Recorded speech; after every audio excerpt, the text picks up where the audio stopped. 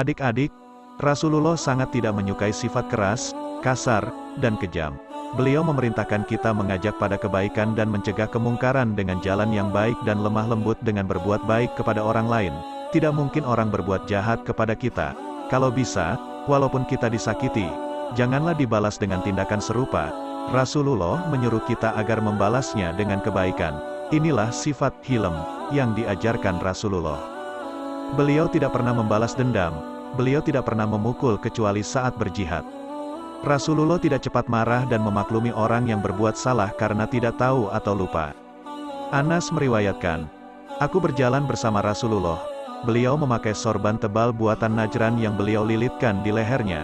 Tiba-tiba, ada orang desa menarik sorban tersebut dengan keras dan kasar sehingga aku melihat bekasnya di bahu beliau. Orang itu berkata, 'Wahai Muhammad, berilah aku harta Allah yang ada padamu.' Rasulullah menoleh dan tertawa, kemudian menyuruh untuk memberikan uang kepada orang tersebut." Abu Hurairah meriwayatkan bahwa pada suatu hari, seorang badui datang ke masjid dan kencing di dalamnya. Para sahabat yang melihatnya marah, mereka berlompatan dan menghambur untuk memukulinya. Namun, Rasulullah cepat-cepat mencegah. Beliau bersabda, "Biarkan dia dan siramlah bekas kencingnya. Kita diutus bukan untuk memberatkan, melainkan untuk mempermudah." Sikap mudah memaafkan dan memaklumi ketidaktahuannya orang inilah yang disebut rifqi. Sifat Rasulullah yang lain adalah kesabaran beliau menerima ejekan dan cacian. Suatu hari, seseorang bernama Hakam bin As pergi mencari Rasulullah. Ia berhasil menemukan beliau yang sedang berjalan sendirian.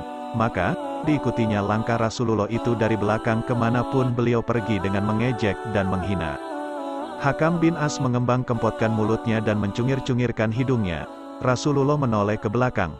Apakah beliau akan marah? Tentu tidak. Beliau bahkan berkali-kali menasihati Hakam untuk menghentikan perbuatannya. Namun, Hakam bahkan semakin menjadi-jadi sampai akhirnya Allah mengubah hidung dan mulutnya menjadi seperti itu. Wallahu a'lam bishawab.